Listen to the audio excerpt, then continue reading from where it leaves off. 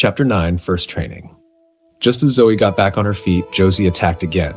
Zoe blocked her blade and launched a counterattack so fast Josie barely saw it coming.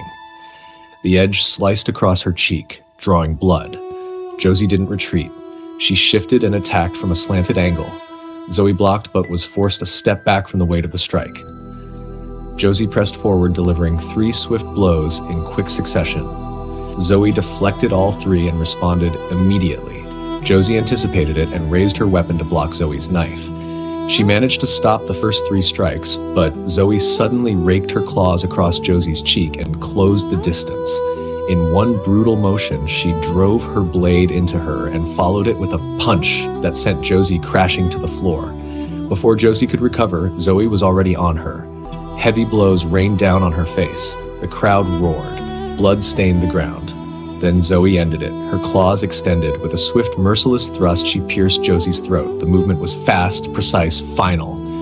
"That's what we're talking about," I heard Mr. Hudson's voice boom. Zoe rose slowly, blood streaked across her face. Her expression was wild, victorious. She turned and spotted me. She smiled. "You look terrifying," I whispered under my breath. Her smile widened. She understood. Moments later, Josie's body vanished, gone to the land of the defeated.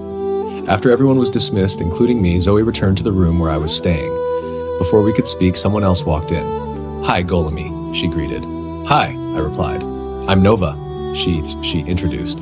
"You already know my name," I said, and she chuckled. "How are you?" "I'm fine."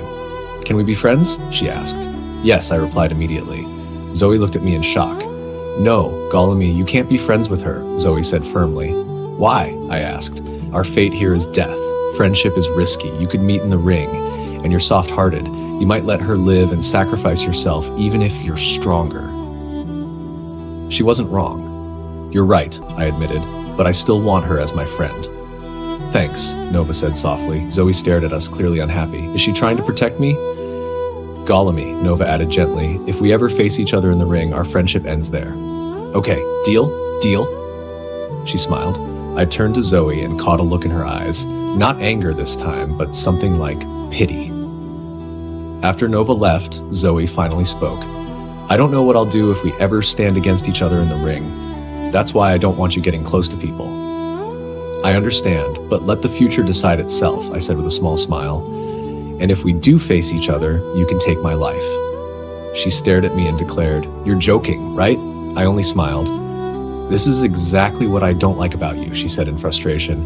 "You need to be strong so that if we ever fight, the strongest survives. Let's just hope we never face each other. That's why I don't want you making too many friends. Hope doesn't always win here." When mid-gray came, I woke and went outside. The physician was waiting. "Let's go," he said. We arrived at the training center. The slave master was there and fear crept into me. "I don't want anyone knowing about this until she's strong enough," the physician said. "Yes, sir," the slave master replied. So the physician truly had authority, just not over Mr. Hudson. "Go get your swords," he instructed. I entered the weapons room and immediately spotted my 2 short swords. They must have been returned after I fell. I picked them up and stepped out. These were forged by a powerful fallen angel, my master. He once wielded them. He trained me to mastery and helped me craft my own, the physician explained. "Beauty is power. A smile is its sword. Never give a sword to a demon who cannot dance. There are only 2 forces in swordsmanship, the sword and the spirit." My master told me that. "What does it mean?" I asked. "To fight well, you must dance with your blade. Let your spirit flow with it. Don't fight with blind aggression. Move with the current of the sword." "I understand. But what's the point of learning swordsmanship if it can't kill demons or fallen angels unless I use my blood?" I asked. "Who told you that?" "Zoe." He smiled. "The sword you carry belonged to my master. It was forged with metal from the underheaven and mixed with his blood. It can kill most beings without needing yours except for the extremely powerful. Even then, it can wound them deeply and weaken them for months." That changed everything, I thought. "Don't blame her," he added. "She probably doesn't know." "She doesn't," I said, "but she's right about ordinary blades in the weapons room. They need blood to awaken power. Yours doesn't."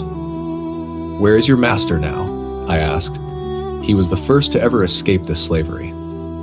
My eyes widened, clearly surprised. Has anyone else escaped? None recorded in the under heaven. He even formed his own army with those who escaped with him. Some suspect he leads the assassin group, but nothing is proven. And he has fighting powers too? I asked. Yes, unlike me.